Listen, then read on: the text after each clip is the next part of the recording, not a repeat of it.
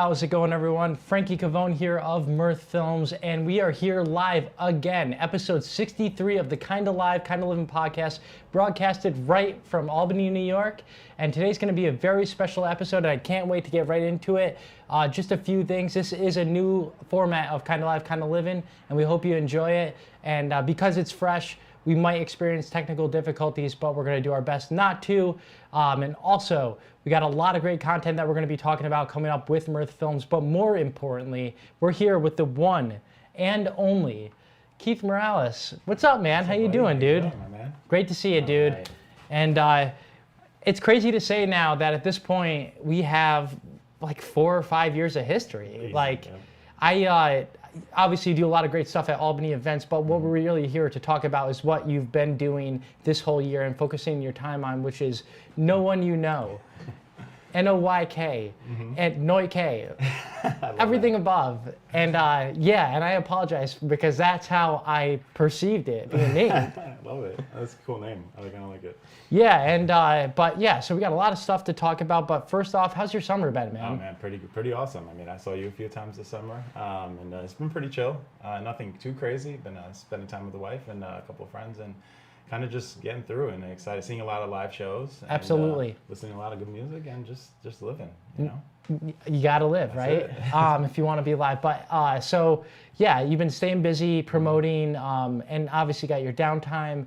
Turned 40, one of the most epic 40th birthday parties. How did that all come together with the Jive Hive? Yeah, sure. If you want to talk about it. Oh, of course, yeah. I mean, those guys are great over there. I've been to a show over there, and you know, I know Mikey, and I you know a lot of the guys over there at Alec. And they were talking about this place for a while. And they're like, come on down, come check it out. And I finally checked it out, and I was like, this place is unbelievable. Like, you could do live streaming shows, you can do, you know, artist showcases, all kind of good stuff. I mean, the house is amazing. And then it just hit me. I was looking for a place to do my 40th birthday, and I was like, I should just. The vibe was already a speakeasy vibe to begin with. And Yeah. I was like, let's just do a roaring 20s birthday party. Roaring 20s, and everybody committed too. It wasn't like just like one person was like, you know, the sore thumb. Everybody dressed up. It was, I don't know, it was just it was just some of the most fun I've had in a long time. And like, man, thank you for providing that. Oh, yeah. Because you do the same with your company too. So now, live music, have you been able to catch any live music separate from working the shows? Yeah, so I was able to see Bleachers, which is one of my favorite bands. It's like my bucket list. One of them, you know, Bleachers is Jack Antoff, and Okay. from New Jersey. It's a great band. He's a great producer. He's been producer of the year for the last couple of years. And I got to go to Beekman and Skiff, which is the company that does 1911 ciders and all that. And Oh, wow, yeah, okay. Amazing venue. If you Where's have to that go. out of? It's upstate, like about No an shit. hour and 15 minutes away from here, and you just got to go there just to see the venue, just to try the ciders and the drinks, but also just catch music there is unbelievable. It's like 2,000 capacity, so you're seeing big bands. Like Gary Clark Jr. played there last year, Wow. things like that. So every summer they have amazing bands, and I got to see Bleachers up there, and I was super excited about that. That's awesome, man. And yeah, it is hard to catch those shows during the summer when you are also working the gig. But that's awesome. You got to see that. And we're just going to dive in. We first met doing Palace sessions, which became this thing just to get live music out to the public who obviously couldn't go to shows. So how did that all come about? Like, like going into that, like with wearing that hat, I guess. Yeah, sure. So, you know, with my full-time job at the Albany events, it was COVID time, and obviously, like, the arts were hurting big time. And, you know, one of my coworkers, Ryan, knew you, and I knew of you as well. And we were just thinking of a way to do virtual. Everyone was turning to virtual at that time. And the Palace, you know, was struggling too. The Palace needed some help. You know, there was no live shows. So we're like, let's do bring live bands, do it safely, you know, wear masks and all that stuff. And let's bring some live stream music to Albany and actually all over, because people watching it from everywhere. And immediately thought of you. Ryan was like, Frankie's great, and seeing all your hard work that you just were doing with Mirth Films, you were like an obvious choice, and you were so down to do it. You know, everyone did it for, you know, you helped us out, because obviously these things are not cheap to do, and you were just like all in, and the Palace was all in. And we were like, let's do it. So we had one meeting with the Palace. It was so quick. We're like, let's do it. We're all in. We wanted to do various places in the Palace. And then you came in with your ideas and with all your talent, and you took it to the next level. Obviously, without you, we couldn't have done it. and it was a huge hit for the Palace, and it helped a lot.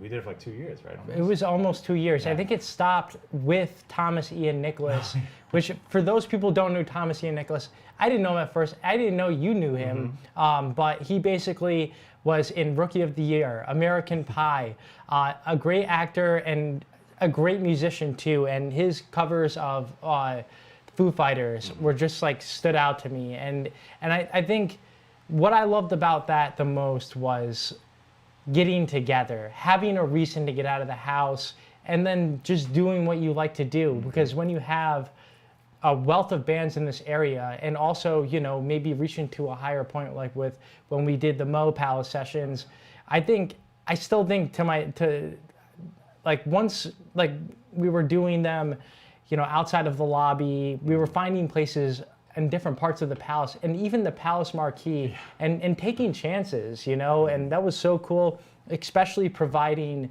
a service to the bands itself too, because they left with, you know, hopefully a new crowd watching online. They left with a video, but they also got to do what they do the best, and that's play live music. And that's what I also, just bringing it back to the Jive Hive, I knew Tom Connolly, right? Yep. I knew Tom Tom O'Connor. O'Connell, I think. I know Tom. I You just know, know yeah. Both legends here in Albany. But I knew him from the Nola Knots, and I just like you, kind of heard the Jive Hive. And it took me to go there to realize how special that place is, especially because the fact that you could be a band that maybe played one show in your life or 10 shows in your life, and you're getting a master recorded live album. You're getting a free live stream. They do that stuff out of the kindness of their heart, and more people should support them. If you go on YouTube, look up Jive Hive Live. There's a huge archive of concerts where you can watch right on their YouTube channel, and they're great friends of ours, and they know how to party, that's for sure. Yes, they do. So yeah, we met during Palace sessions, and then slowly things came back to normal.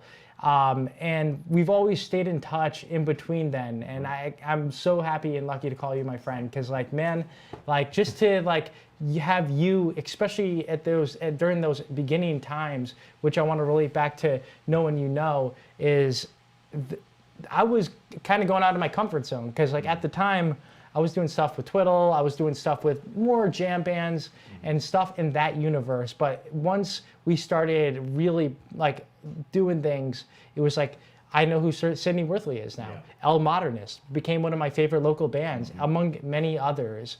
Julia Alsaroff. I mean, come on, the list goes on.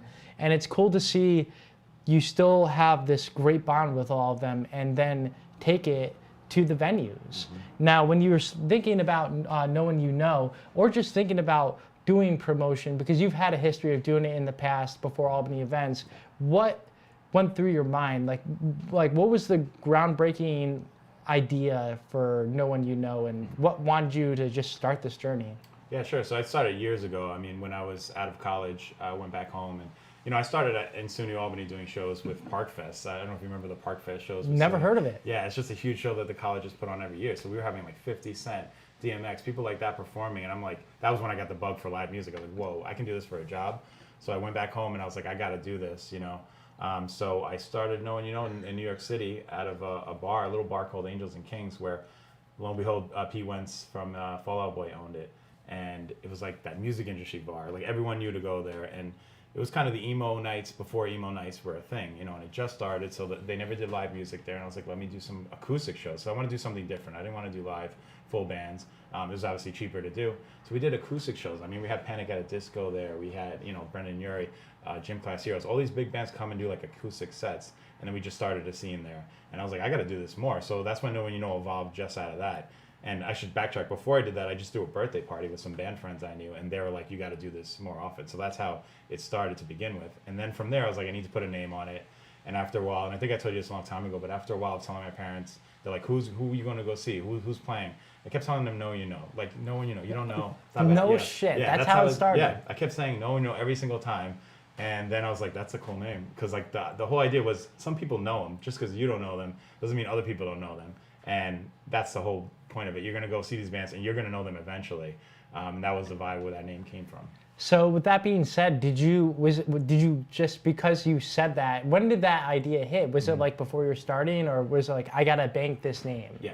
So I literally was sitting there, and I'm not gonna lie, I was smoking a little marijuana or something, at the time, and I was just like booking shows, looking for bands that are coming through, because a lot of what I was doing back then was getting bands as they were in town. So they play a big show at Bowery, ballroom or something, and then after the show, they'd have nowhere to go. So we bring them to Angels and Kings to perform, like a little acoustic set, or just to hang out. And then it just hit me, and I'm like, whoa, I gotta use that name. That was it, and that's literally how it happened. I was just sitting in my room, and it, that's where the name came from. And I apologize if you said it. How long ago was that? Jeez, oh man, out of college, I'd say I did it 15 years ago, maybe, like a long time. That's when No One You Know came to fruition. 22. I was 22 years old, 23 years old, and I'm now 40 years old. So, and I did it for about 10 years, 8 to 10 years in the city and in the Bronx. And then I kind of stopped, and I stopped doing it for a good while. I'd still do stuff on the side. Like I became a DJ at that point too, because I'm like, if I'm going to throw these shows, I'm going to start DJing these emo nights. And basically it was like the emo nights before emo nights were a thing, and we'd just be singing along to all these emo bands.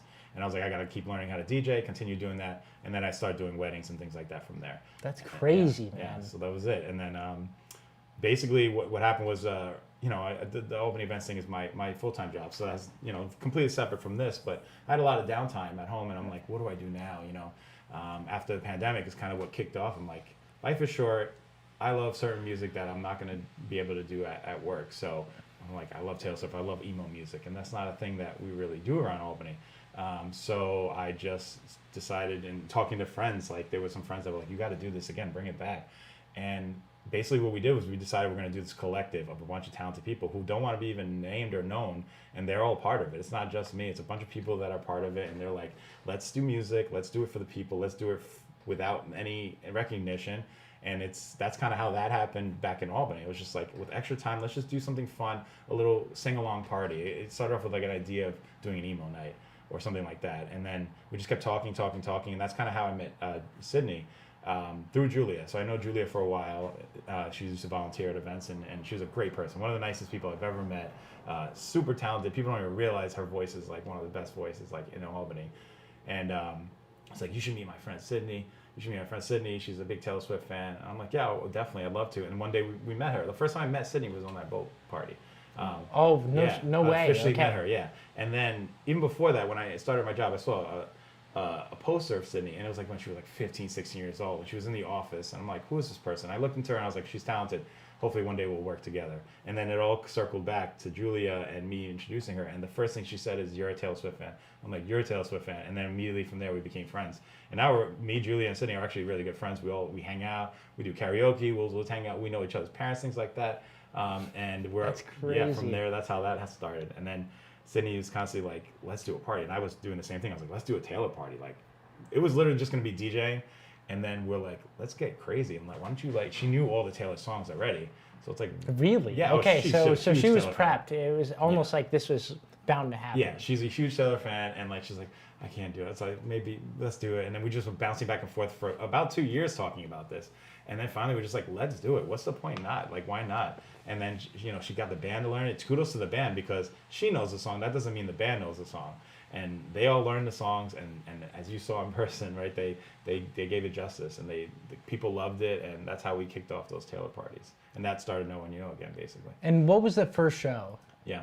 So it was, that was January 19th? Yeah, January 13th. And we did 13th okay. because the big 13's Taylor Swift number. It's a big lucky number. So. Oh, it's a big lucky number. We like to play with the Easter egg game too, and all that stuff that Swifties like to play. Okay, and I want to dive deep into that, but before I do, anybody in the watching, please keep some questions. We'll be monitoring the chat throughout this podcast. Let's have some fun here, whether it's Taylor Swift, No One You Know, anything you want to ask him, now's the time to. Keep it appropriate, though. But yeah, so I remember going to, and I couldn't make the first one because we had a conflicting show at Palace, but I ended up going with Danny to the one No One You Know show where you did the Sydney daytime and nighttime, which I gotta say, props, man, because you don't really think about that. And that is one thing I like about Palace Sessions, but more importantly about how you pulled it off is the fact that you decided that, hey, okay, there's this huge population of people all across the world that love Taylor Swift, from young to old. And yeah, maybe you can't bring your kid into a bar at night, or the bar scene is just not for you, but giving that opportunity to the demographic that exists here in Albany, just to have that. And like, I saw pictures. It was cool to see a lot of people come out early. And not only did you do the show, but it was like, first off, actually, I got to bring this up. DJ Fearless. I had no idea who DJ Fearless is. I'm like sitting like trying to help promote this show, and like I'm like typing in DJ Fearless, at DJ Fearless on Instagram. Can't find this. And I was like, it took me until probably like maybe a month or two ago, Danny and I were talking, and she was like, DJ Fearless it's because Fearless is an album? Oh yeah. Wow, didn't understand that. But now, like, it's fun. It's just funny, like, to dive deep into that, and like now, like, be in the know of that, even if it's no one you know. But like, it's cool to see that there's another option for music other than jam bands. And I don't mean to just single out the jam bands, everybody, but in all reality, Albany is known for that, and it's hard to know where to go if you want to listen to something different. I got to give a huge props to No Fun and just the city of Troy, because that just breeds a whole different group of people. You know, it's more alternative, it's more edgy, you know, they take risks that city of Albany doesn't take risks. And I mean city of Albany, I mean the venues, the bars, you know.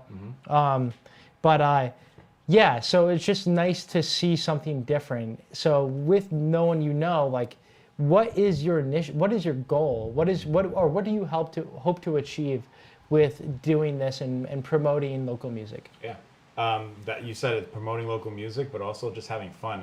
That's what it stemmed from. It's not like we're making money doing this. It's just more of like a group of us are like, man, I want to do a sing-along party. I want to do a cover show. I want to do this. And like, all right, let's just do it. And like, a bunch of talented people, whether they're marketing or whether they're graphic design or they just like new music, and they're like, hey, let's do something with this band. And like Seas Atlantis, like they were like, somebody came to me and was like, this band is great, let's do something with it. And we were trying to figure out what, and we're like, let's do an emo night with them. And they were like, we're in. And they learned a bunch of emo songs. They knew some already, but they're like, let's do it. So it was more about just having fun with a community of hardworking people. That's all it is. Like, trying a collective. That's why we call it a collective, because like none of us want any awards or recognition or even money out of it. We just want to have a good time with a bunch of people that we like. So like, the Seas Atlantis was great. James Mullen, all of them are awesome. And I'm like, I like this guy as a person. Like, let's be friends also, but let's also see what we can make happen. Camptron 5000, right? A great dude, but a great artist as well. So it's not about just the music. Hey, it's just about, let's see what we can do together and be creative and do different things. Like you said, not everything, you know, all the shows are a lot the same in this area sometimes. And there's nothing wrong with that. We love like jam bands and funk bands, but what about the hip hop shows that need a little bit of love? Or what about the pop shows? You know, let's do something fun. And that's kind of why we're doing it. It's just to have some fun, really, you know, honestly. Exactly. And you know, like, starting this off, like, even being exposed to hip hop in general around the area, like, I knew of course, JB, aka Dirty Moses, legend. Shout out JB, we love you. But like, there is a younger group of kids coming up right now, and it's all across the board of hip hop, you know, and to see people take chances is great, and you being able to give them a platform is even greater, because it just while, you know, you're planting the seed, and now it's just watering the plant. And like, the way you're going about it is strategic, and keeping it fun first is like, that's what it's all about. The second you take it seriously, I mean, that's when you get stressed out. That's when you burn out. But like, you got to look forward to what you love, and it's hard, like, especially in the live music industry. Like, I can't tell you how many times like I felt like, man, I'm doing too much, or like I'm not, and then like, it took me until a Fish show in Syracuse in 2023, also just a memorable day for other reasons, but like, I just sat back and thought to myself, I was like it peak jam, you know, just like, man, life is good. Why do you stress out about this, and that, right? Like, sometimes you just got to smell the roses. Sorry, that's Tux, everybody. He's a nutbag. But yeah, it's just like, you got to smell the roses, and just like, embrace what you're doing and live in the now. Living in the now is so hard, and when you're doing it as a job, it's even harder. But it's just great to see you transform and put your foot in the door with what you're doing, and you've established great relationships. Like even before no one you know, you've been DJing as well, specifically Halloween's at the Hollow. Yeah. And so the first time Danny met you, you had your wig on. Oh, it was Taylor Swift, yeah. And like I had to like, I can't remember if I had to re-explain or like reintroduce you, but like I was gonna ask you if you wanted to wear it tonight. Oh shit, I would have rocked the Taylor shirt and everything. Yeah, I was full on Taylor Swift from the red era, the 22 era. So what got you into her? Like you seem obviously well versed in music, but like what was like the tipping point where it was like, I'm gonna go to a Taylor show. Yeah. And not just be just a fan and experience it. Like get the friend bracelets and what do they call them? Friendship bracelets. Friendship bracelets. Yeah, I should have bought you one. That's what I should have bought. I'll get you one. It was I started, I think it was right before 1989 era. I liked Taylor. Everyone kind of heard of her, like Love Story and all that stuff. And you like go to a party or wedding and you hear that song and you have fun. You dance around. Of course. And then 1989 was just an absolutely amazing album where I was like lyrically and like producing wise, she's just amazing, and that's what got me. I was hooked. After Style, Out of the Woods, all these songs on that album, like from front to back, an amazing album. And then I was hooked from there. And I was always been a fan. Every album is just like getting better and better. She's developing as an artist and as a songwriter. And then my wife really got into her. She wasn't even a Taylor fan. Wow. Yeah, and she got into the deeper aspects of Taylor, whereas like the Easter eggs and the hidden messages that Taylor's leaving in every single thing, which I didn't even know about. I just liked her music. And then really digging in, you're like, wow, this woman is planting seeds from like years ago that are coming true now. And it's just, she's a mastermind. It's amazing like what she's doing with it. She's enjoying it. She's having fun. Like she's not just doing music for the hell of it. She's doing it because she likes it. She likes her fans. And I was just like, this person seems like a really nice person, but also really talented, and it's having fun. So like, I don't see how people root against her. You don't like her music, I get it, but like, she's harmless, and she seems like a good person. And then, after the Kanye thing and all that stuff is really well, I was like, yeah, I'm behind her no matter what. And then after really digging into like the Easter eggs and all that stuff, and her albums like Midnights was unbelievable. Like during COVID, dropping like Folklore and all those albums when people were struggling was like really, because those are like albums that she didn't do before, like Folklore and Evermore. They were like acoustic vibes that were very folky. And then I know my wife was obsessed with it. We just listened to her so many times, and I'm like, she's an amazing lyrical like artist. That's my biggest thing about her is her lyrics. She's like a poet. So after that, it just got better and better. Midnights came out, and I've been obsessed since then. So we obviously wanted to go to shows when she announced this tour. And we didn't think we were going to get tickets, and luckily we got tickets, and it was the greatest show, greatest day of our lives. It was unbelievable. Really? Yeah, I can't even explain. We're going again because we couldn't not go again. It's just, even if you don't go, watch the movie and just see how much fun the people are having. So that's what took it another level. So like, as I'm learning the stuff after COVID and stuff and Midnights and stuff, the album she dropped, I'm like, these people, like, some people might call it crazy, and it is crazy. I think the Swifties, we are a little crazy, like, especially the ones that go real deep into it, but in a good crazy. Like, there's nothing wrong with being crazy and loving something, right? So they're going so far. They know where she's at. They know these little messages she's leaving, and then going to a concert, and then seeing the love, like straight up love. Like, you probably see it at Grateful Dead. I know you and Greg talked about it last week, right? Like, how it's kind of like a little similar to Grateful Dead, how the fans love them and will follow them everywhere around the world. Well, these Taylor fans are like, their point is to be nice, I think, and to be loving. Like, you walk by and they're handing you things. They're loving everything about it. They're so nice. And I'm just like, people handing us stickers and bracelets just for no reason. And then, we were in Florida this last year for when the Eras movie came out, and we're like, we gotta go. Even though we're in Disney, I don't care. We're gonna go. Go see the movie? Yeah, we saw the movie the day it came out, and we wanted to see it with fans. So we went to a Disney Springs and saw it, and it was packed. People singing along, everything. But I see like little boys, like 8-year-old, 5-year-old, little girls walking around to adults and saying, hey, can I trade bracelets with you? And things like that. Or like, what's your favorite song?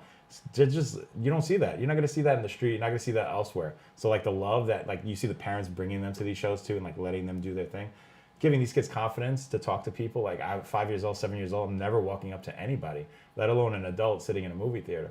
And it was just things like that. I was like, this is something that people need to know about or be a part of. I guess I didn't really think about that. Yeah. Just like the whole aspect of just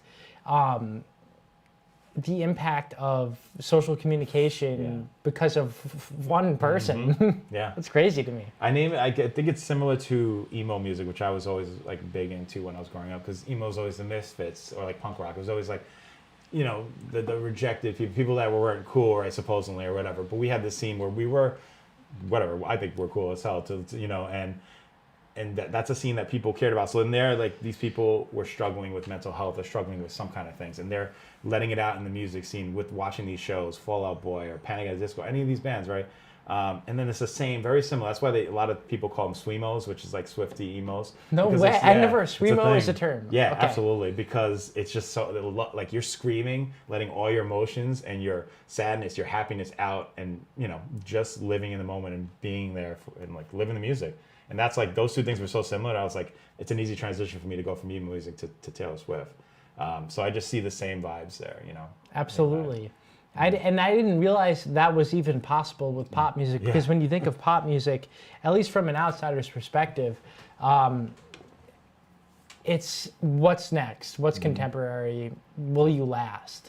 And then you look at somebody like Taylor, and then you see like the lasting impact just from, I mean, obviously, like, there's a huge, like, it's a hard time to get a Taylor ticket to that point, like, and then also, but yeah, just the social impact, and like realizing, like you said, the lyrics, and like, I didn't know this, but like Danny was telling me, I'm sure you know already, because you're a Swemo, so, but she wrote a whole album about her ex. Oh yeah. And then like gave up the chance to go to a VMA to be at his movie premiere, like.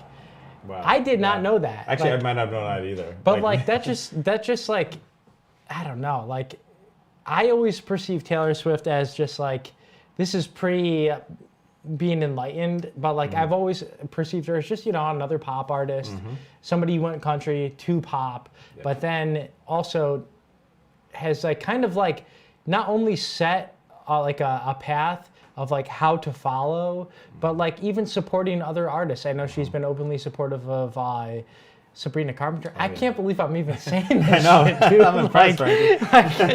I would like 5 years ago, I'd been like, fuck that. You know, a lot of people would. Fish, you know, but like it's really cool to see community involved with her music, and then also take her music and you know, what was the reason why she created Taylor versions of her albums? Yeah, that was just because the record and sometimes the music industry is a little shady for artists, right? They take advantage of them when they're younger, and the people didn't want to give her a chance to buy her album, right? Her, you know, screw Ron, all these people, screw them, right? You want to say the name, but they didn't want to do it, so they sold it to somebody else. And she's like, all right, so you're gonna make money off my songs that I wrote, because she writes them all her songs. I'm gonna just re-record them, which was genius. And she re-recorded, or she's in the process of re-recording almost every single one. And the reason why it works is because the fans are behind it. Because otherwise, if you didn't really care, you'd keep the album. Why would I buy a new CD that I already bought of you, the same songs? But because they're supporting her and they believe in what she does, they're buying them even more than they did before. And another thing that with the community thing you were talking about, like, I didn't realize this until my wife mentioned it, but these kids, like, why are like 40-year-olds watching Taylor Swift? Well, because she's almost 40, and they've watched her grow up. Like, and you know, people are like, oh, she's always writing songs about her exes, or she's writing songs about things that go on in her life. Well, that's life, right? Everyone has relationships, everyone has things that happen. So she's explaining her life stories, same way rappers do and other artists do, and they're following her along and seeing the heartbreak, seeing the happiness, you know, and that's why they're so excited about the Kelsey thing now, because they're like, maybe she's happy now, but they feel a little bit of themselves in her in a way, because, you know, the whole breakup album she wrote, right? Well, everyone's been broken up with, right? Or broken up with somebody. So now you got that, you can relate to her, and she's more human that way in a way. But like this community of people watching her for 20 years, they're going to stick with her. And that's what's cool about it too, that I wasn't even a part of it for 15, 20 years, whatever it is. Yeah. You know, so it's amazing to see why they stick with her. I understand it now. Like, it makes sense. Yeah, it does. And like, yeah, I think like, what really blows my mind is like, it seemed like last year was the Swiftie year, but it hasn't worn off. Like, it's still going on. And I think that's where I like long-term success, like setting these standards or trends, or hey, this is cool. Like, don't be lame and like be a hater in a sense of like, yeah, like you said, everybody goes through breakups, but it's also cool to, be in a loving relationship, like, and like seeing her and Travis have like all the fun and like, it's we need more people like that, and there are more people like that out there. She's one of many, but it's just cool to see how everything kind of blossomed for her, especially from an outsider's perspective, somebody who doesn't understand shit about pop culture. But we're just gonna get just into some of the comments here and see what everybody's chatting about. So, okay, Swemos, Dylan McKenzie, how you doing, man? Great to hear from you. Okay, so let's see here. Evan Conway, this is a great story referring to No One You Know. Donald Hyman, best of the best. Don. Ramon Sanchez, look at that beautiful man. That's right. And then, Dylan said he went to the January 13th show. That's awesome, man. But yeah, and then just kind of like, let's bring this back to the Capital Region here.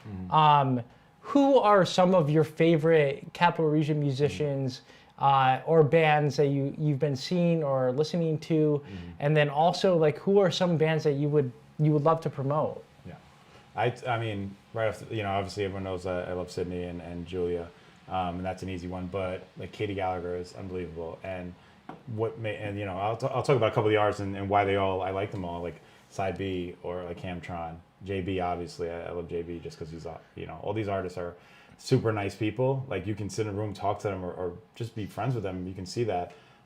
That's what I love about like certain artists. Like it's not, you're talented. I've seen many talented artists. That does not mean you're gonna make it. That does not mean, I want to listen to that. It's more of like your hustle, how much you love doing what you're doing, and how nice you are. Sometimes goes a long way, right? So Katie's one of the nicest people I've ever met. I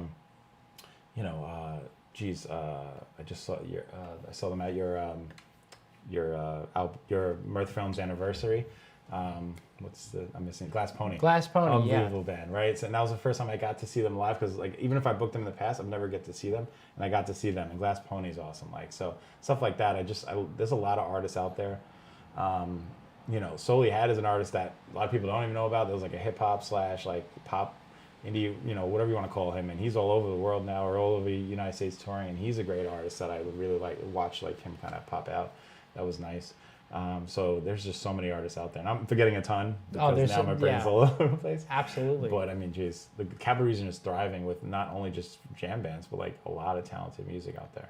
Tons. And one person I gotta bring up, and this is another one of those scenarios where we were doing something for, I don't even know what it was to promote for the city of Albany, but we filmed that thing with Freedom Stratton. Yes. And Freedom Stratton, I gotta say, like I was taken back by, like I knew nothing about him, and just to see him do what he does and like listen to his music and almost compare it to like other mainstream artists at that time. Like this is a few years ago, but like I was shocked like that was available here. So that's why it's super important to go support local music. Obviously, not only because it's helping out the scene. It's great to be a part of the scene, but I think it would just open your mind up just a little bit more to what we actually have available. Albany isn't lame. Like keep Albany boring or whatever that saying is. One of my least favorite sayings, because I think thinking in a positive manner, like yes, of course we're Albany, we're a third tier market. We're not New York City. There are great things that have come from here. Coheed and Cambria, I'm trying to think of Fantagram, all right from this area. Equal Vision Records. Vision Records, that's a good one to bring up. And they've recently found success too. I know they just opened up a facility. I don't know if it was anytime recent, but just to even do that as a label, paying rent ain't cheap, man. Like, so they got the secret sauce. But and just like bringing it back to Freedom, like I remember he opened up for Genuine at the Plaza, and I remember I took this picture of him in front of like thousands of people, and when I saw him perform, it was just like he knew how to control the crowd Oh, yeah. and like knew how to feed off the crowd, and to see that local impact on a bigger scale was just amazing. Personally, yeah, like some of my favorite local bands on the come up, definitely Glass Pony. They've been on the come up, but like, what do you think? Like a Sydney Worthley who's got her Rose-Colored Glasses album, kick ass. You know, Glass Pony, kick ass albums, and then it's just like, you know, you hear those bands, you're like, how are these guys not like up here? You know, like, what do you think it is? Like, from your experience as a promoter, music industry, working at different parts of it, like, what do you think the hardest part is, or any advice that you could give to local musicians? Yeah, I think, you know, the biggest thing is honestly, there's not enough a continual local scene of shows where bands can, like a Glass Pony can, and you know, it's different for Glass Pony because of the funk stuff and jam bands, but like a Sydney Worthley or, you know, a Beach Apps, there's not enough continuous stream of semi-big shows. You know, you got MVP Arena or you have Empire Live, but what about those 200 cap shows that are consistently coming through, and you get to trade shows with these bands, right? So like a New York City or Chicago big name band comes through, and you know, Empire Live does their thing, but that smaller scale, right before those bands get to that level, they're playing other places, New York City, where they're playing in front of 80 people or 100 people or 200. We're missing that chunk, I think, where it's just consistent, and you can consistently develop these bands. So like Sydney will play for like a Chaperone, who's like huge now, right? But let's say Chaperone was smaller band. She just started and she was touring through, and she's big in the Midwest, but she's doing her East Coast tour. So let me come through and get the bands in that local area that's going to draw some bands for me. I'm not going to draw everyone, my fans. I'm going to draw 60 people, 100 people, that headliner. But then you got the local band bringing in like another 20, 40, and you have a big show. 100 people is a lot of people at a show. We forget that because we all, when we were younger, used to go to those shows.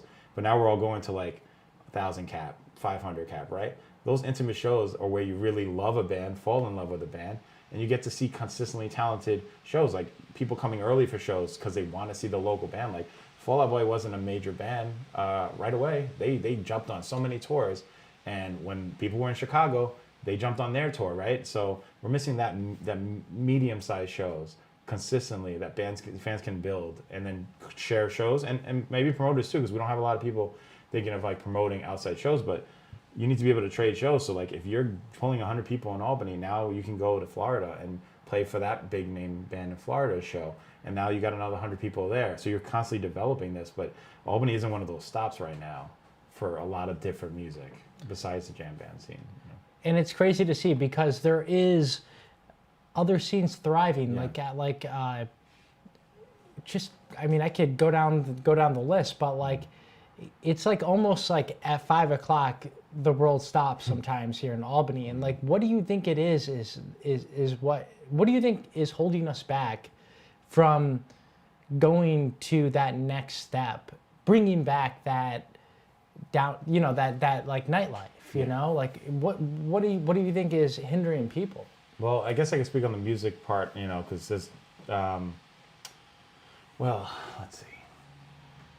You know, people are, I'm trying to think because I don't want to answer for like why people aren't downtown, but it's of more course, like, yeah. Because there's plenty of reasons for that, but it's, you know, what's the question again? So basically just like, yeah, like what do you think it is hindering people from staying out past 5? Like, and I guess to me, obviously, like infrastructure, like in Troy versus Albany, New York, like you don't have to walk up a hill. Like you don't have the downtown, the uptown, and then the college district. You know, it's obviously navigating that is difficult. Uber is a great thing. I highly recommend it, especially if you're drinking.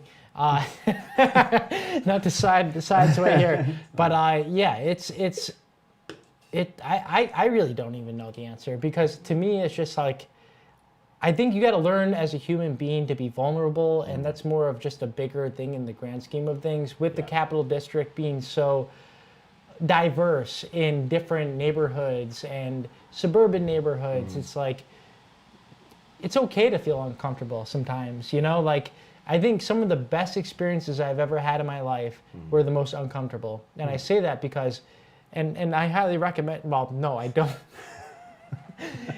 this is kind of like, yeah, off kilter, but I've had a couple times where I'm just like, how can I feel awkward about this situation? And like, being stoned, like, and doing something is not the easiest, or like not drinking a beer and going to a show is not the easiest. But Greg Bell brought up a great point. Like, you don't go to work drunk, you know, but like, so like putting yourself in a vulnerable situation, I think it's a bigger thing than just the capital region. I just think will open your mind to more things in life. And maybe that leads to going to a show at night, but it just takes that first time. And with that, like promoting, like how important is the promoter role? Like you got all these great venues, but how are these shows getting put in there? Who's choosing it, you know? Yeah, well, to circle back, because I didn't really answer your question before, technically, that it kind of goes back to what I was saying before about those medium range shows, right? Or those places, like, there are great venues. We love Empire Live, we love Lark Hall, we love the Hollow. The Hollow's not doing as many shows before, but there's no other, like, Bayou is missing. Back in the day, there was the Bayou. Thank God Ophelia's is coming back, right? But there's not a lot of venues that do a show where you can just roll up on a Tuesday, Wednesday and see, like, a cool band from like out of town. Like, yeah, we can see the local bands all the time, but like, where are those touring shows going? And it's either it's the big name shows. So for you saying for somebody who's awkward and doesn't want to go to a show by themselves, but back when we were younger, I know when I was younger, I could go to a show because there was a community there. So I like every Monday or once a month on a Monday, I'll go to the local punk rock show, right? So I know that I'm going to start meeting people there, and then I'm going to go back and I'm going to see those people there. And I just witnessed it with these Taylor shows, right? Like, they became friends because now they're going every month or whenever they're going. Like, you see somebody else, you can go by yourself. You don't need your friends to come with you because we're all busy. They have kids now. They have other things, and like on our age at least. But there's not those places for the younger kids or the 18 to 20 to 30-year-olds that want to just go hang out and listen to good music. There's not as many without paying a $20 to $30 cover, right? So like, what happened to those $5 cover shows that were where I grew up watching amazing punk bands that became awesome, There's not that scene, so that's kind of hard. And then as a promoter, it's expensive too. Cost of living went up, right, for people, fans, but also the promoters. And so that's why there's not as many promoters and there's not as many venues, because every single thing costs way more money, right? So the risk is huge at this point, So of course they're going to try to reach for the bigger bands and not take a chance on that band that they heard about from Michigan that's touring through, and it's like it'll cost you a couple $100 to book them. You don't know if they're going to bring people or not because you just don't know. Maybe you're not into the scene or not. So they're not paying attention to those. They're going for the bigger pay, which is the safer bet. Sometimes, obviously things fall apart. But those shows were things that I had done when I was doing shows 10 years ago, was the local band scene and the newer bands, and then one of them is going to hit or a couple of them are going to hit, and then you just develop that scene where you're like, wow, I saw American Authors, right? They played at Angels and Kings for years, and they are that band that has like the best day of my life. They're a huge band. And they were playing from Boston. I would book them at Angels and Kings. They drive all the way to New York City to play the show. They hustled down there for not a lot of money to play in front of with a cool scene that we developed, right, of 50 to 100 people. But they kept hustling, and now you blow up. Now you're like, wow, I saw American Authors there when they were a small band. Who else do they have playing? And then you see Mitchie Collins come out of there and he's in Lovely the Band, which just played the state show, right? I was booking shows with him for years in Angels and Kings. We had that collective where me and him were even booking shows together. Now he's in Lovely the Band, who had one of the biggest hits 2-3 years ago, in a long time, right?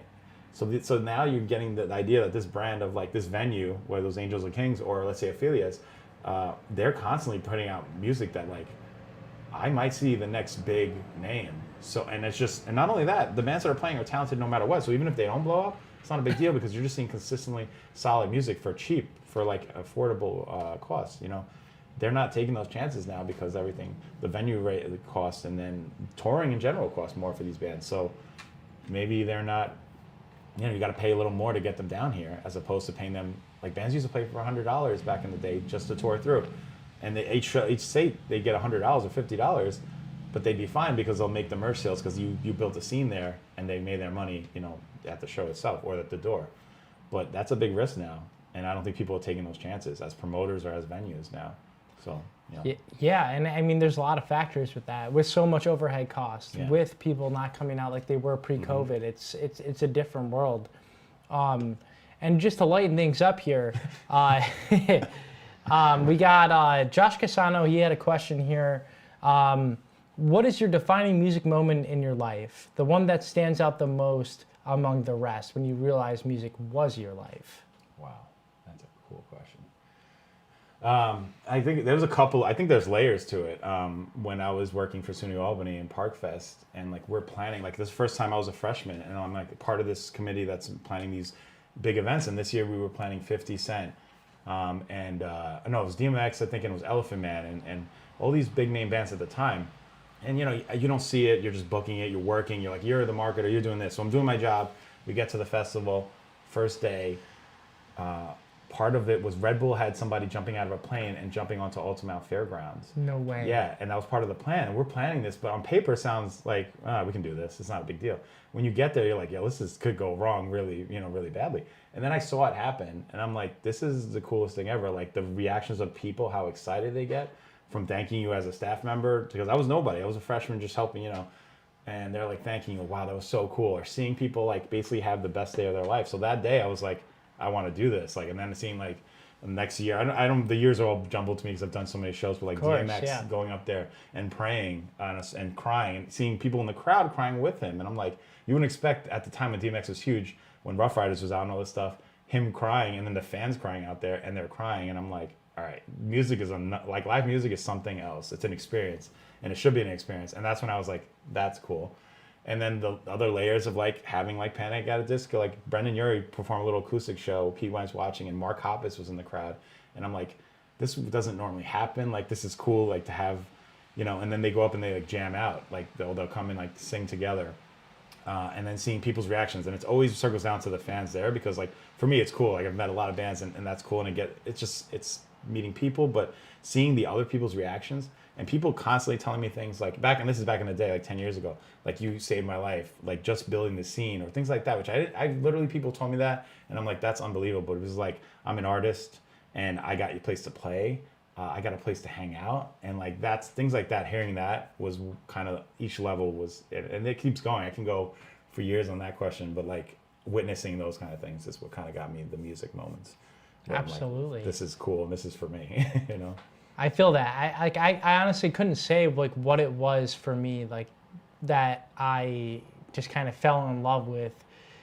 Well, I guess I can. Like there came a point in my life where I was like, I've seen so many shows now, but I want to be a part of this, and I have the skill, photography. How can I connect the two? And I had this realization, and this was at a Fish concert back in 2016, and I'm on another planet at this point, and like, but like at the same time, like I realized that this was gonna run its bucket dry real quick. Like this is not sustaining.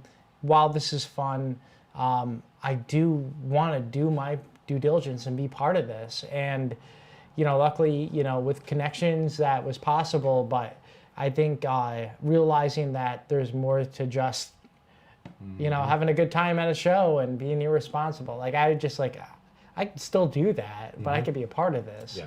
So that for me was like, okay, and like going to a local show for the first time, like, and I would, I guess local is a good way to put it, but like I went to like a Putnam Place concert or a Putnam Den at the time, and I was like, this exists at a small level. How did I never know this? Right. Like that's just crazy to me. And then I was just like, one thing led to another, and that same why for me has always remained the same, which again, like this is not easy job. Like I think sometimes people look at being a part of the music industry as just this fun ride where you get to meet cool musicians, this, that, the other thing. Of course, it's a great perk, but it's working with the sound guy, it's working with the promoter, working with the venue, and developing these bonds that wouldn't necessarily happen unless you just gave something the old college try, and that applies to anything, Yep. So, but other than that, I'm just trying to get see what other questions I have. I've like honestly not paid attention to any of these questions. It's just been a great conversation. So, yeah, I guess like we kind of covered the emo night thing, but like, what in 2024 going forward do you hope to achieve, and what are some things that maybe you could talk about that you have in the pipeline? You know, in regard to Know When You Know, and you know, we took a break for the summer because it was an awesome year. Like, we just wanted to test it out. A bunch of us were like, we got to do this for a year and see what happens, and we had a great year of just like fun, right? So now a bunch of us are just getting together and saying, let's regroup, let's chit chat, and let's figure out like how we can have more fun in 2025. So we're doing that, and we're talking about some Halloween things that are going to be cool. Like, we test, you know, a bunch of us tested it out last year at Lark Hall. We did a whole haunted house thing at Lark Hall, and that was just to see what would happen. Like, we want to do that. We want to throw a haunted house party. Let's throw it, and we did, and it was a good time. So we're definitely looking at something around Halloween, and then we're looking at a lot for next year. So not a lot I can talk about. That's okay. Something I got to give you a lot of respect for, especially, is understanding how much you can take on. Because, like, I will say, like, Know When You Know, I don't know, like, I, like, question myself. I was like, how does he put out constant stuff all the time? Because social media is a whole nother job that is just a part of any small business. But, like, realizing and taking that break for the summer, which at the end of the day, it's a busy summer. Like, for us, like, you know, Mirth Films, we do a lot of private services around this time, like making content and doing the fun stuff just isn't accessible. But like, I gotta, like I said, I just gotta give you props, because like, to recognize that and then like just think forward at the same time is not easy. Yeah. So something I guess I didn't ever talked about really is that why I stopped doing shows like in the city was because of getting burnt out, right? Like, being mentally tired of the stress. Like, it wasn't fun. It stopped being about fun. It stopped being about money. Like, how am I going to keep doing shows to make money? And I realized that that's not really what I want to do. Like, that's not something that's fun, because then you're not looking at this band the same way, or the show the same way. You're not looking at, oh, this is just going to be a great show music-wise. Anyone should come here, and whoever comes here is going to have a great night. It's more, how many people are you going to bring, and am I going to, you know, make enough money to do this? So I stopped doing it for the longest, and I just did weddings and DJs because I'm like, this is not fun anymore. And how I do it now is I thought about that, and it's an easy answer because it's fun now, and there's people helping, right? So is that me? No, sorry. Oh, you're good. Okay. It's fun. So I can, like, a group of us will go to like the store, to like a vinyl shop, and we'll like drop like Easter eggs for the Taylor Swift shows, because that's her thing, Easter eggs, right? But we're being creative, and we're being fun about it. That's what gets me through it. Like, otherwise I don't know how I would have time or the effort to do it. But it's like, oh, this is cool. Like, emo song. I love like going on social media and teasing emo songs, because they might be on our shows, and like that's a lot of things that we've been testing out. But people don't realize that like the social media that's out there is to tease things. Like that playlist we're not announcing. Most people don't know what's going to happen at the Taylor Swift show. They don't know what songs you're gonna play. They're just gonna go there and hope that their song gets played. But if you start following the social media a little more, and with, you know, you're gonna see, oh, he played You Can Deal with a Broken Heart. The lyrics were on his social media yesterday. Maybe they'll play it. And I did that with the emo shows too, and that's fun, because like I'm listening to these songs I really like, and now I'm like playing games, which maybe it's just me playing the game, I don't know, but I've had people come up to me and say that they have found the eggs, or they love that we're doing this, right? So obviously people are like paying attention to it, and they're enjoying. They're like, respect that, because nobody's doing it, it's almost making it personal, like because it is personal. It's fun now. It's not about money. It's about, I want to go, instead of these people throwing Taylor Swift parties, I want to have my own Taylor Swift party with all of my friends, and we're all going to plan these fun things, like friendship bracelets. Like, we made every single one of those friendship bracelets, a group of us. Like, we made over 150 for each show, and they were all gone. So like, that's not an easy thing to do, but it's relaxing when you're having fun, you know? Absolutely. And that's the big difference I've noticed. Like, this is just fun, you know? So, and it's easy to get through that way. Exactly. And I think you hit a point in your life where when you're doing this or trying to achieve, it's like you start to weigh in on like what's important in your life, and like being young and being gung-ho about things, like you got to always keep that spirit, because that's what keeps you alive. But like at the same time, there is more to life, you know? Like, this is a micro like cosm of a greater thing, and we're doing our part.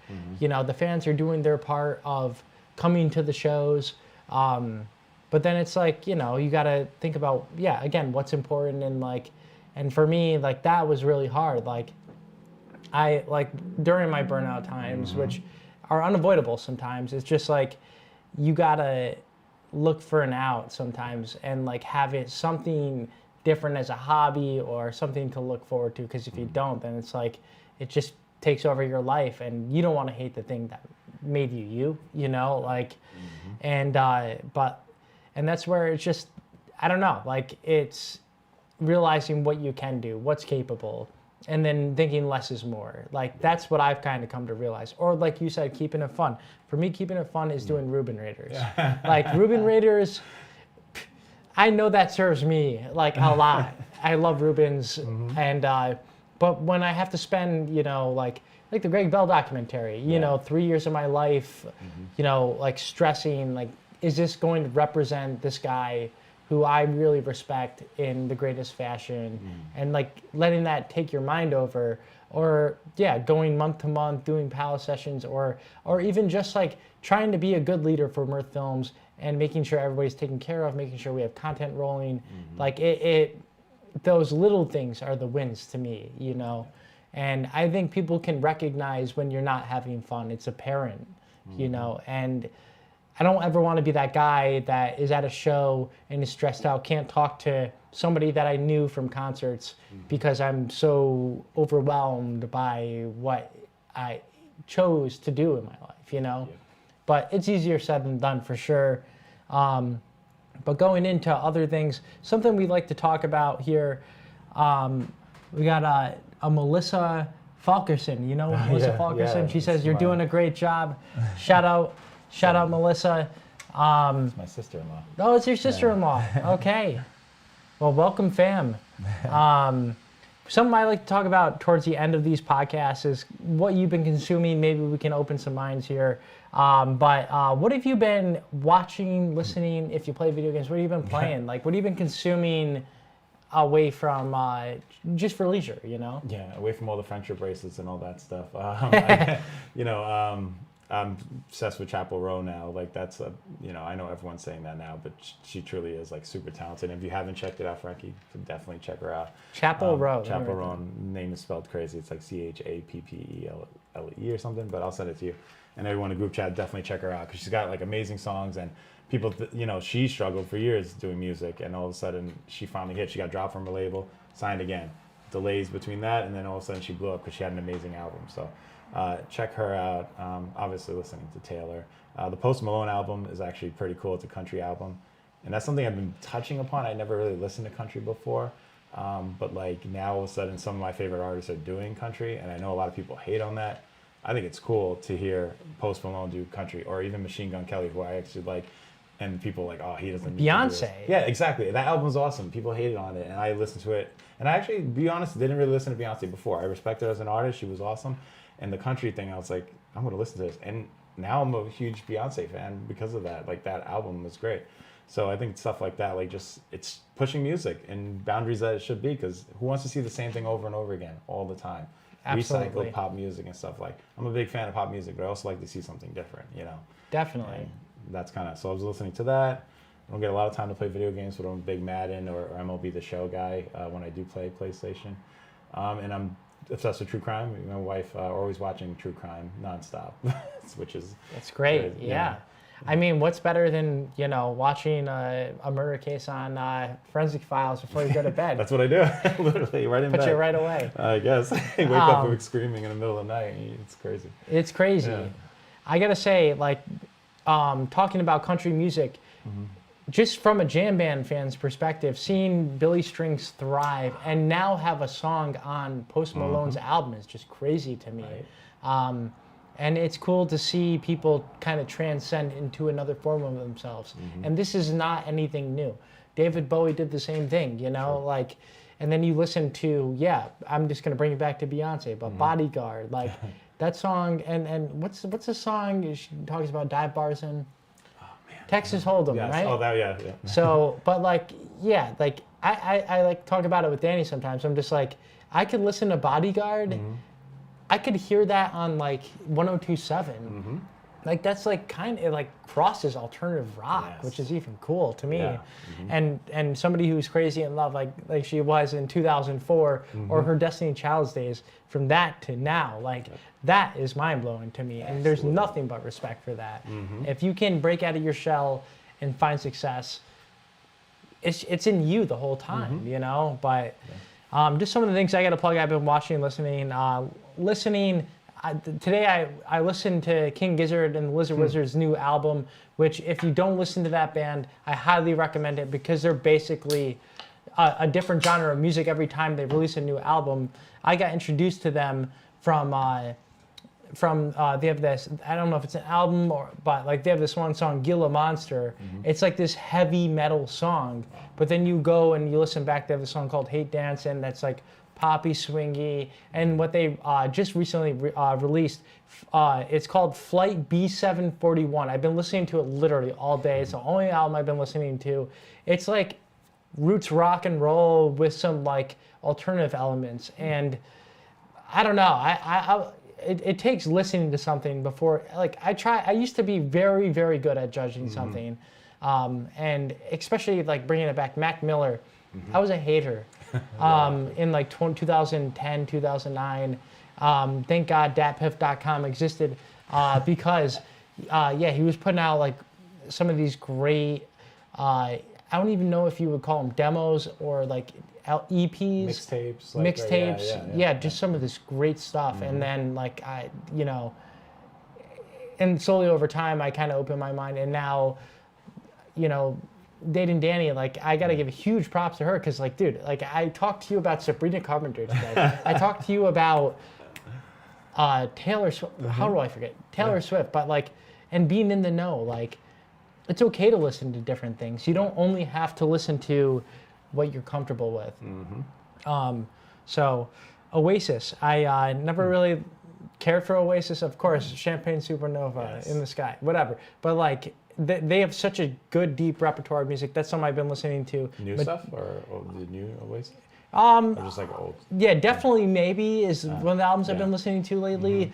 I really dig it. And yeah, I guess I just was consumed with other things, didn't have the opportunity to. Metallica, always keep that spinning. They're my favorite band of all time. I've been listening to some Black Sabbath, Heaven and Hell. I actually got the album right behind you, pinned against the wall. Just some Angel Smoking Cigarettes, but like like Ozzy Osbourne, Black Sabbath is the best Black Sabbath. But like then I was listening to some Ronnie James Dio Black Sabbath, and that like threw me into something. Pantera. I've been listening to a lot of Pantera lately. I used to listen to them long ago, but then it just like you listen to something so much that you kill it for yourself type of thing. And then Green Day, kind of the same thing. Green Day, if you haven't listened to the album 21st Century Breakdown, there's a few good hits on there for like those looking for those, popular songs. But it's a deep album. Came after American Idiot, and like and just see them playing. Like if there's one band I probably had FOMO from not seeing, it wasn't Fish. It was Green Day this year because they been crushing it on tour. And then watching Bloodline. I've never seen that show. We just started watching it. Bloodline is a crazy show. Highly recommend it. It's been out on Netflix for a little bit now. Totally worth watching. The Notebook. Oh, yes. The Notebook. I love that So movie. I've never seen The Notebook, Thank you, Ryan Gosling, come on. Like I wish I had an applause button because I give him one right now. He doesn't need it from me. Rachel McAdams, but what a sad, sappy movie. If you don't cry during that movie, are you fucking human? And then Tom Cruise meltdown videos. Sometimes. That's great. Sometimes I get bored. And like I love watching those stupid YouTube videos. Sometimes it's just like crazy cat videos or top 10 conspiracy, whatever, you got to fill time or get distracted somehow. And Tom Cruise was on the Olympics jumping off some arena, doing some stunt to kind of like connect things to I believe California is going to be the next location for the Olympics. But But yeah, you know, it's just those little things, right? And then video games. I haven't been playing video games in like 5-6 months. Last time I played video games was the first day I got my cat Tux, and we were just sitting there. I'm getting acquainted with this cat and like just playing Ghost of Tsushima and getting so deep into this game, which also is going to be a movie soon. Oh shit! And not only that, if you aren't a gamer, definitely, or if you are a gamer and you've never played it, definitely check it out because the storyline in that game is phenomenal. And then just gonna go back into the chats. Danny Robots, MGK. Yes. We got proud of you for remembering that. Pop music is all I listen to now. Yeah. It's the truth. Great. I don't even like think to like put on something different because like I can listen to the same bullshit I always listen to. Zeppelin 2. I mean, that's album's existed since 1969. I got all the time in the world to still listen to that. But just some housekeeping here, Mirth Films stuff that we got going on. Ruben Raiders is happening every other week. We got one coming out tomorrow on Market Bistro, also known as Price Chopper. Not a bad Ruben. It's actually scored well. Definitely check it out. But right now, the king of Rubens, which I never thought would be the place. I kind of went there on a whim. Tipsy Moose. It's a local staple here. There's no doubt about it. But their Reuben transformed me. Like I really thought it was going to be hard to top Gershon's, and I'm still waiting to go to the Mecca Cat's Deli, which I cannot wait. But like that is man. After having that Reuben, it's like you got to put Russian on everything. You know, it's like maple syrup for Will Ferrell and the Elf. It's the same thing. Would you grade it? Well, Gershon's? Yeah, no, and Tipsy Moose. Oh, 9.3. Wow. So it was a 9.3 sandwich. It was definitely a damn good sandwich. And like I have to like one thing like kind of like figure out here is my scoring and how I'm scoring because there's going to come a time where I'm going to have to reevaluate some. Yeah. But like hopefully that doesn't happen. I'd love to try them all, you know, at least once. Yeah. So, but that's coming up. Obviously, we got this podcast back up here, which we're going to be doing every single week. If you guys have guest recommendations, topic recommendations, we're trying to keep this. Obviously, we do this for the locals, but we also want to do this and reach different topics. You know, like hitting the Taylor Swift things, hitting the trendy things. And I'm not the best with that stuff, so it would be cool to hear what you want to be talked about. Now. There's only so much time left in the summer. What do you have in store for yourself? Anything fun that you're looking forward to for yourself? Yeah. Or with Megan? Yeah. We definitely have some shows lined up. Like I'm going to see Bleachers again in Madison Square Garden, which is unbelievable. So I'm so excited about that. Maggie Rogers, I'm going to go see her, which she's amazing. If you haven't seen her, she came from that viral video with Pharrell, where she was a student, played a beat for him, and he like loved it. But her music, her songwriting, she's great. And then another Taylor Swift show in Toronto. It's going to be pretty epic. In Toronto? Yes, yeah. Wow. Now I got to ask, like, what are you dropping for these tickets? I can't even talk about it. It doesn't even matter. It's priceless. It's priceless. Yeah. Not just fearless. It's priceless. To be fair, I'm not doing what like these people are doing. So like I got lucky and got codes twice. Like that doesn't happen. Unfortunately, the resale value is out of control, like thousands of dollars. But I did get lucky and get tickets that were within reasonable price, and it wasn't secondhand. So I got lucky. Not everyone has, and it's a shame because there's a lot of Swifties that need to see the show. But yeah, I got lucky. So like, what is the goal? What is the key to getting lucky here? Like when you say codes, are you saying pre-sale codes? Yeah. Is it like really important to get the pre-sale code and not wait for the on-day public general admission sale? Yeah. So I don't know. This whole Ticketmaster thing that popped off recently is because of this her ticket sales. So that there's people waiting online, couldn't get in. Literally millions of people are signing up. I think the site shut down. I don't know the whole story. All I know is I got tickets, so I wasn't too concerned. But you have to get the code. There's no pre-sales after that. They're selling out in 5 minutes. 80,000 people, 5 nights in a row, 3 nights in a row. They're selling out these shows. It's unbelievable the amount of people that want to see Taylor and that will pay whatever. But if you're lucky enough to get these, and unfortunately there's a lot of scammers, or not scammers, but like bots that are reselling it, they're getting these codes. So you just literally have to be there. If it says 8 o'clock, you got to be there at 7:50. get in and pray that you're one of the 80,000 that's getting a code or something, and it's not easy. Like, you literally, all my friends, everyone that I know, talking about 20, 30 Swifties, maybe 2 other people got a code, and they all tried. So we got to be lucky, and that's it, luck. It's all about luck. It's crazy to see people traveling abroad to go see her, because the cost is such a factor. And even I can't remember which country it was, but there was a story where there was a bunch of people outside watching Taylor Swift show, and like, it is too bad that Ticketmaster is the way it is. But yeah, luckily for people like Taylor Swift, hopefully changing the ways of how Ticketmaster Live Nation operates will hopefully like get figured out, because like, even for Fish concerts, it's not easy, and like, those tickets sell like wildfire, and not at Taylor Swift levels, but yeah, like to get a Madison Square Garden ticket, especially a good one, like it kills me to see like floor seats for like $3,000. Like, I know that's like a nosebleed for Taylor Swift, but it's still like, crazy. It's crazy. And the fees on top of it, that's the problem. They're charging massive amounts of fees, and you're getting gouged. You're paying $20 or $15 before you even get to your ticket price. That's what tickets used to be, low-level tickets, you know. So exactly. Which is why I really like Bleachers. I keep talking about them, but they Bleachers. What kind of music is this? That's indie rock, like almost in the Bruce Springsteen vibe, but not. Like an amazing, talented band with horns. Great producer. He produces most of Taylor's new music now. No way. Okay. And he's on Lady Gaga's album now. He's working with every single huge artist, Lord. So he's a great like pop writer. And this is his side project of his music he likes. So it's a little different than the pop stuff, but this man knows how to write a hit. And if you're gonna look at any song, try Roller Coaster first, and then go from there. But and he's avoiding the ticket fees. Like, he's not any of his tickets. That's why I saw him at Beekman Skiff. It was 2,000 or level.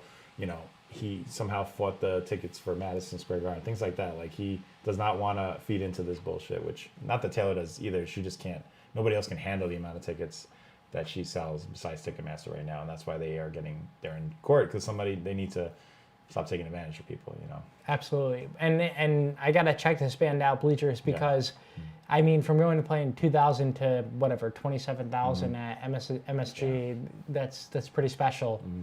But yeah, man, I just want to say thank you so much for coming and talking, dude. Of course, and I can't wait to just see everything else that comes to fruition with NOYK. That's what it is officially. We're calling it NOYK right now. But make sure, give Keith a follow. NOYK on is it NOYK Presents on Instagram? NOYK Presents, yep. And then No One You Know on Facebook. No One You Know. That's exactly it. And we do have some stuff that we're going to be working on. We can't yet talk about, but look forward. Save the date for sometime in November.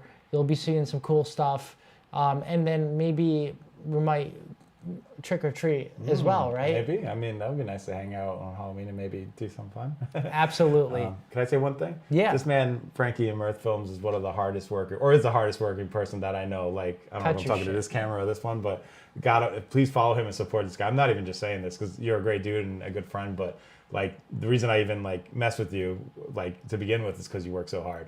And I'm not just saying that. Like, he's hustling. He's working 2 jobs, doing amazing work at this, you know, the level of work that you put out too. And I know you don't have a lot of time. Like, I get it when you're busy and you're just doing it. So I appreciate you. Thank you so much, man. What you do for all the artists, like all the local bands, and it's awesome. So thank you so much. And just like, I don't know if I'm Ken enough, man. Oh, you are. No, like in all seriousness, like it's all about working together, you know, like, and like, I'm not gonna lie, like, I don't really think that I'd be able to do certain things I'm able to do in this area, because I'm from Lake George, but like doing simple things like doing the PAL sessions, getting introduced to new music, new people, connecting, like, most importantly, connecting. Like, if that never happened, I wouldn't be sitting here right next to you, because not only would I not know you, but like, I wouldn't be in the know. Maybe I'd be more closed-minded, and you can't think about what wasn't. But like, I thank you so much for saying that, because like, I love this so much, and like any other small business owner, you live and breathe it. But like, embracing it, like, I I've met so many friends through this, like going to your 40th birthday party, knowing industry people. Like, last question I have, keeping those fundamental people in your life. At your 40th birthday, you knew a lot of those people friend-wise for 15 years, and now they're working with you in different manners. Like, who are some of those people for you that keep it going for you, you know? Like, or just like your, you know, the homies. Like, I mean, one of your best friends, your best man at your wedding, and like, it took me to realize, like, oh wait, I shot this guy's wedding video, and he also was in the wedding party, but he's also here. He also works for the city of Albany. Yeah.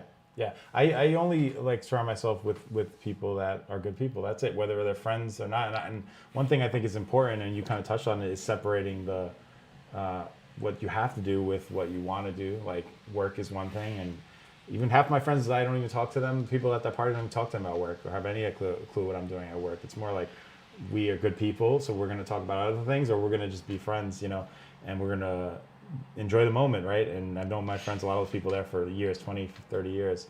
But like somebody like you just said, Israel, is just a hard worker, but there's a separation. Like, he is a great worker, but also a great dude. So like, he just happened to get the job, which is awesome. But like, I've known him for a long time, and I just know how hard he works, but also how good a person he is.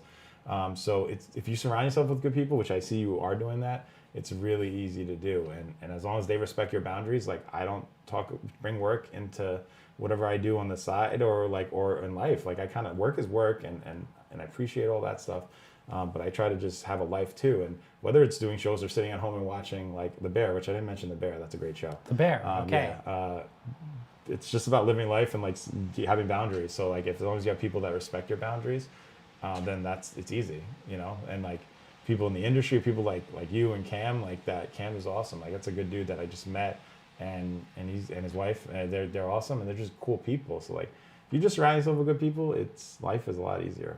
You know, you don't need trouble. How old are we now? We don't need people worrying about our friends. Like, we're all gonna get wild and have fun, but like, friends that are doing shady shit, we don't need them around, right? They're not. They could be friends, but I don't want it around like my life. So absolutely, just making life easier. Life is too short. Yeah, life is too short for sure. Yeah. So for that, just go out and see some live music, everybody. Make life not so short, and enjoy it. There's a lot of great things here in the Capital Region. A lot of great things that you are doing among many other people. And I think we're gonna wrap this up here. Again, thank you so much, Keith, for coming on, man. This has been real, as always. As always, you can watch back the Kinda Live, Kinda Livin podcast on YouTube. The best way to support Mirth Films is by subscribing to our YouTube channel, youtube.com/Mirth Films. There's a whole catalog of podcasts, live music shows, and many other things. If you like Rubens, if you don't, it's okay. We got something for everybody.